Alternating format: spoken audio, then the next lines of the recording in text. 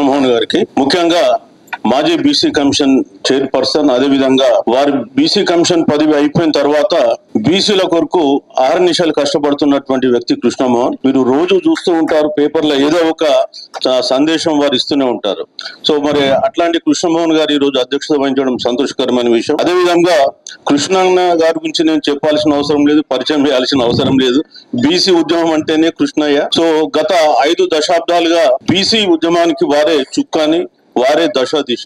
So మరి ఆ విధంగా బీసీ ఉద్యమానికి ఒక వెన్నుముగ్గా ఉన్నటువంటి వ్యక్తి కృష్ణయ్య గారు. అదే విధంగా వేదికపై ఆశీనున్నటువంటి ఇంకా చాలా మంది పెద్దలు ఉన్నారు. మా మిత్రుడు ఇంకా గుజ్జ సత్యం గారు, అదే విధంగా ఇంకా ఎవరి పేరు ఉచ్చరించినందుకు ఏమనుకోవద్దండి దయచేసి. అందరికి కూడా నా యొక్క నమస్సుమాంజాలు. చాలా సంతోషం. ఈ రోజు మొట్టమొదట భారతదేశంలో, స్వతంత్ర భారతదేశంలో కేంద్ర ప్రభుత్వం కులగణన జరుపుతాము, బీసీల కులగణన అని చెప్పడం చాలా సంతోషకరమైన విషయం.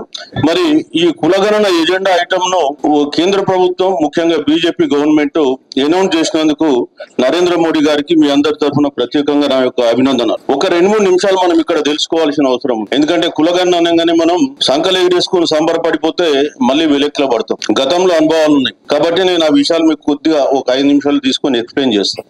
మొట్టమొదట అనౌన్స్ చేసినందుకు సంతోషకరం. ఒక విషయం, ఇవాళ 77 ఏళ్ల స్వతంత్ర భారతంలో బీసీలు మా జనాభా లెక్క ఏంటి అని అడుక్కునేటువంటి దైన్యమైనటువంటి పరిస్థితికి దిగజారిపోయింది. ఇవాళ ఉన్నటువంటి వాస్తవం అది. ఇవాళ బీసీల కులగణన ఏ ఒక్కరో ఏ ఇద్దరు డిమాండ్ చేస్తే వచ్చింది కూడా కాదు. సో ఇవాళ భారతదేశంలో 80 కోట్ల మంది బీసీలు ఉన్నారు, 80 కోట్ల మంది ముక్తకంఠంతో కోరుకుంటున్నారు కూడా. అయితే ఈ మధ్య కాలంలో మన జరిగిన ఎన్నికల్లో రాహుల్ గాంధీ గారు దీన్ని ఒక నేషనల్ ఎజెండా చేసినారు, బీసీల కులగణన జరగాలని.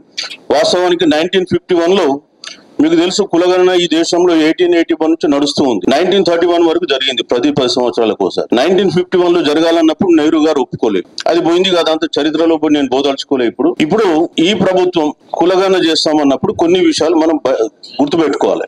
ఇంతకుముందు కొంతమంది వక్తలు అది మాట్లాడి అది చెప్పిన కులగణనకు వస్తా. ఓకే, ఇంతకుముందు డాటా స్టాటిస్టిక్స్ కావాలి, లేకపోతే కోర్టులు మన రిజర్వేషన్ పెంచే విధానాన్ని కొట్టేస్తాయని చెప్పేసి చెప్తున్నారు. అసలు 50% సీలింగ్ ఏ రాజ్యాంగంలో రాసింది ఉందండి? భారత రాజ్యాంగంలో 50% సీలింగ్ అని రాసిందా? ఎవరు పెట్టిండ్రు? అది కోర్టులు పెట్టింది. ఎందుకు పెట్టిండ్రు?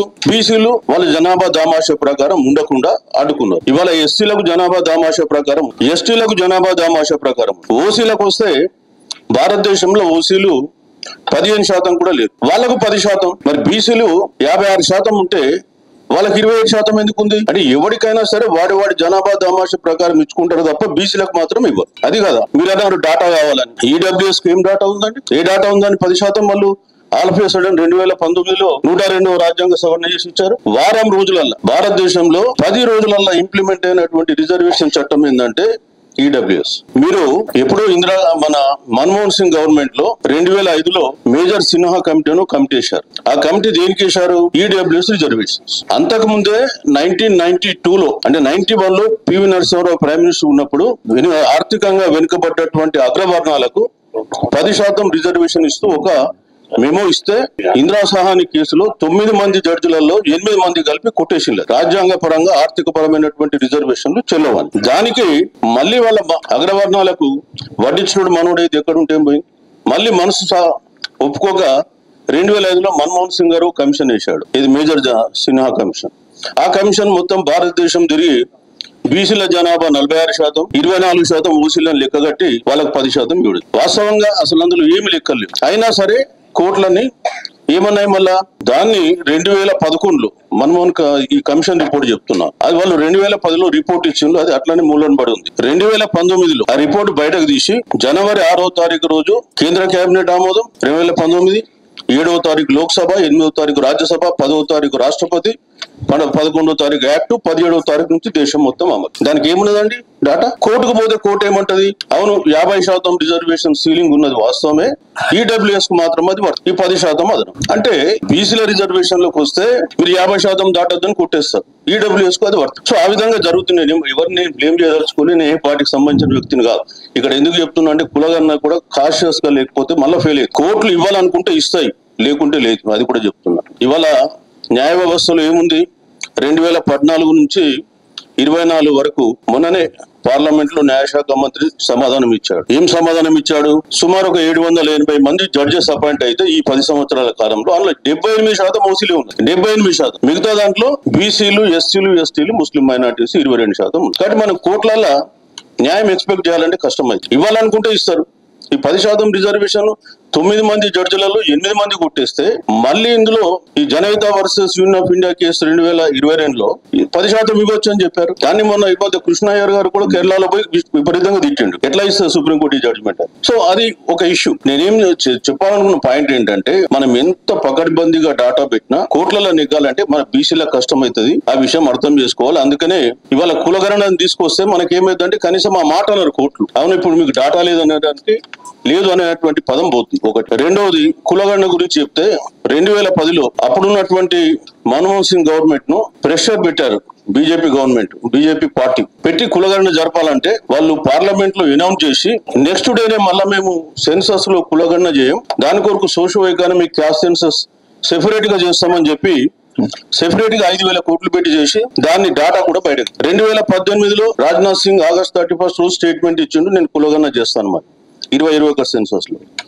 2022లో మళ్ళీ Maharashtra versus Union of India కేసులో మేము చెయ్యమని చెప్పిండు. సరే ఇవాళ వాళ్ళు మనసు మార్చుకున్నారు, చేస్తామన్నారు. దానికి ప్రత్యేకంగా మనందరి తరఫున అభినందనలు తెలియజేస్తూ ఈ కులగణనలు చేసినప్పుడు ఏం జాగ్రత్తలు తీసుకోవాలి అది నేను చెప్పదలుచుకున్న అంశం. ఇప్పుడు ఫస్ట్ ఈ కులగణన అన్న దాంట్లో ఇప్పుడు సెన్సస్ ఫార్మేట్ ఉంది government of India.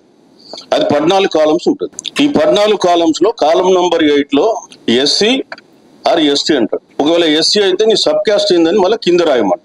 SC, ST, OBC అని వీళ్ళు పెడితే అది కుదరదు. ఎందుకంటే మొత్తం భారతదేశం జనాభా అన్ని కులాల అందరిది కులాల లెక్కలు తీయాలి. ఎస్సీ, ఎస్టీ, బీసీ అంటే గవర్నమెంట్ ఆఫ్ ఇండియాలో ఓబీసీ అంటారు. ఈ ఓబీసీ కులాలు కూడా ప్రాబ్లం అవుతుంది. ఎట్లా అంటే మన దగ్గర బీసీ కులాలు 132, ఇప్పుడు గవర్నమెంట్ ఆఫ్ ఇండియా ఓబీసీ కులాలకు పోతే 89. అంటే మరి 89, 132 మరి మిగతా వాళ్ళు ఎక్కడ పోవాలి, ఏం రాయాలి వాళ్ళు? సో దానికి ఏమంటున్నామంటే ఓబీసీ కాలం పెట్టండి, ఓబీసీ ఉన్నోళ్ళు ఓబీసీలో పెట్టుకుంటారు, బీసీ ఉన్నోళ్ళు బీసీలో పెట్టుకుంటారు. ఒకటి, అన్ని కులాల లెక్కలు తీయాలి మీరు, అదర్ క్యాస్ట్ల లెక్కలు కూడా తీయాలి. Don't confine to only BC caste. ఇంకా కొంతమంది ఓసీ కులాలు ఉన్నారు, ఓసీ కులాలే కూడా మొత్తం లెక్కలు తీస్తే తప్ప మనకు మొత్తం వాస్తవం రాదు. ఒకటి. రెండోది నేను చెప్తున్నా బీసీకి ఓబీసీకి అది ఉంది. మూడోది ఏంటంటే ఈ కాలంలో ఓన్లీ 14 కాలమ్స్ ఉన్నాయి. మొన్న బీహార్ గవర్నమెంట్ చేసినప్పుడు 17 కాలం చేసిండ్రు. మన స్టేట్ గవర్నమెంట్ చేసినప్పుడు 56 + 19 మొత్తం 75 చేశారు. సో నేనేమంటున్నానంటే ఇంకా కొంత కాలమ్స్ కొంత అంటే యాక్చువల్ ఇన్వెంటరీ బీసీలది, అందులో ల్యాండ్కి సంబంధించిన ప్రాపర్టీకి సంబంధించిన డాటా ఏం రాదు సెన్సస్ లో.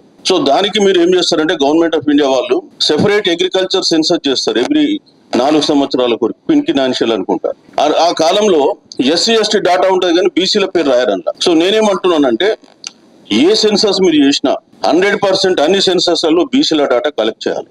Not only limited to this ఏది మన సెన్సస్ లో. ఎందుకంటే ఇప్పుడు సెన్సస్ లో నువ్వు ల్యాండ్ తీస్తలే, ల్యాండ్ పర్టికులర్స్, ఆ సెన్సస్ లో ల్యాండ్ పర్టికులర్స్ తీస్తారు. సో దానికి లింక్ దానికి సెపరేట్ గా చేసినప్పుడు సెపరేట్ గా అందులో కూడా బీసీ కాలం పెట్టండి, లేదా ఇందులో కొంత ప్రాపర్టీ కాలమ్స్ యాడ్ చేయండి. కానీ పబ్లిక్ ప్రాపర్టీ ఇవ్వడానికి ఇష్టపడరు, కాబట్టి మేము కూడా పెద్ద దాన్ని సజెస్ట్ చేస్తలే. ఇవాళ ప్రభుత్వం అనుకుంటే ప్రాపర్టీ ఎవరికి ఎంత ఉందో తెలుసుకోవడం పెద్ద ఇష్యూ కాదు. అన్ని కూడా గవర్నమెంట్ దగ్గర డాటా ఉంది. సిటిజన్ 360 డిగ్రీ అనే ఒక సాఫ్ట్వేర్ ఉంది. ఆ సాఫ్ట్వేర్ లో మీ ఆధార్ నంబర్ కొట్టేస్తే 360 డిగ్రీల్లో మీ ప్రాపర్టీ కాదు, మీరు ఎక్కడ పుట్టిండ్రు, ఏం రోగాలు ఉన్నాయి, ఏ కేసు ఉంది, పోలీస్ స్టేషన్, ఈ మొత్తం డాటా కూడా వస్తుంది. మీ బ్యాంక్ అకౌంట్ ఏంది, మీ బ్యాంక్ లోన్ ఏంది, ఇవన్నీ ఉంటాయి. సరే అది మనకు సంబంధం లేదు. కానీ ఇక్కడ నేను సెన్సస్ లో ఏం చెప్తున్నానంటే అవసరమైతే ఇంకో 3-4 కాలమ్స్ బీహార్ వాళ్ళకి కూడా యాడ్ చేస్తే బాగుంటదేమో అనేది ఒకటి. ఇకపోతే ఈ సెన్సస్ పాపులేషన్ రిజిస్టర్ కు లింక్ చేయకండి దయచేసి. మీరు ఇంతకుముందు బీజేపీ గవర్నమెంట్ పాపులేషన్ రిజిస్టర్ తెస్తామన్నారు, దానికి దీన్ని లింక్ చేయొద్దని చెప్పి కోరుతున్నా. దాంట్లో కొన్ని ఇష్యూస్ వేరే ఉంటాయి. సో అది కూడా మీరు ఈ సెన్సస్ లో మీరు గుర్తించాలని చెప్తున్నాం. అదేవిధంగా మళ్ళీ గత కాంగ్రెస్ ప్రభుత్వము ఏదైతే మేము సెన్సస్ చేస్తామని చెప్పి పార్లమెంట్ సాక్షిగా తీర్మానం చేసిందో 2010లో యునానిమస్ తీర్మానం పార్లమెంట్ లో జరిగింది సెన్సస్ చేయాలని. దాన్ని పక్కన పెట్టి మళ్ళీ సోషో ఎకనామిక్ క్యాస్ట్ చేసినట్ట మళ్ళీ ఇప్పుడు మళ్ళీ ఏదో దాంట్లో కారణం పెట్టి మేము మళ్ళీ ఇప్పుడు జేఎం మళ్ళీ ఓన్లీ ఈ సోషో ఎకనామిక్ క్యాస్ట్ సెన్సస్ లాగా సెపరేట్ చేస్తామంటే మళ్ళీ వేస్ట్. కాబట్టి మనం కొంత కాషియస్ గా ఉండాలి. ఎందుకంటే మనం ఇప్పుడే అయిపోయిందంటే మనం సంబరం పడితే లాభం లేదు. 100% గవర్నమెంట్ ఆఫ్ ఇండియా అనౌన్స్ చేసింది కాబట్టి నమ్ముదాం ఈసారి కంప్లీట్ గా జరుగుతుంది. నాకు కూడా నమ్మకం ఉంది, అందులో ఏం అనుమానం లేదు. కాకపోతే మనం కాషన్ తీసుకోవాలి.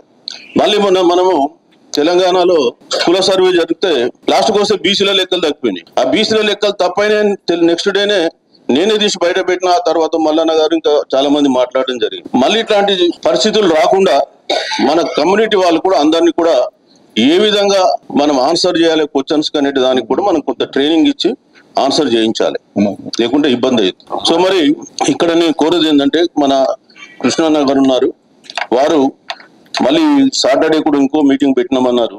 కొంత మేము చెప్పేది బేసిక్ పాయింట్లు ఏంటంటే బీసీ ఓబీసీది అందులో ఉండాలి, అన్ని కులాలకు జరపాలి ఒక పాయింట్. రెండవది వచ్చేసి agriculture census A census government of ఇండియాలో చేసినా అందులో ఓబీసీ కాలమ్స్ 100% ఉండాలి. రెండోది నేషనల్ పాపులేషన్ రిజిస్టర్ కు దీన్ని లింక్ చేద్దని కోరుతున్న. నాలుగోది ఏంటంటే మళ్ళీ వెనక్కిపోయి ఇంకేదో సెన్సస్ చేద్దామన్నా. సెన్సస్ అంటే సెన్సస్ లోనే క్యాస్ట్ సెన్సస్ తీయాలి. అది మేము కోరుతున్న అంశాలు. 4 అంశాలు నేను సభ ముందు ఉంచాలి, కృష్ణ గారు ఉంచాలి అనుకున్నాను. రెండో అంశం ఏంటంటే ఇప్పుడు 42% రాష్ట్ర ప్రభుత్వం కేంద్రానికి పంపించింది. మేము మొన్న కూడా రేవంత్ రెడ్డి గారిని కలిసి ఒక రిప్రజెంటేషన్ ఇచ్చిన. మీరు అఖిలపక్షం పిలిచి అందరికీ ఎక్స్ప్లెయిన్ చేసి ఒక కాన్సెన్సస్ బిల్డప్ చేసి కేంద్రానికి ఒక రిప్రజెంటేషన్ తీసుకెళ్ళండి అని. కృష్ణ గారు ఇక్కడ ఉన్నారు కాబట్టి వారికి ప్రైమ్ మినిస్టర్ గారికి సాన్నిధ్యం ఉంది.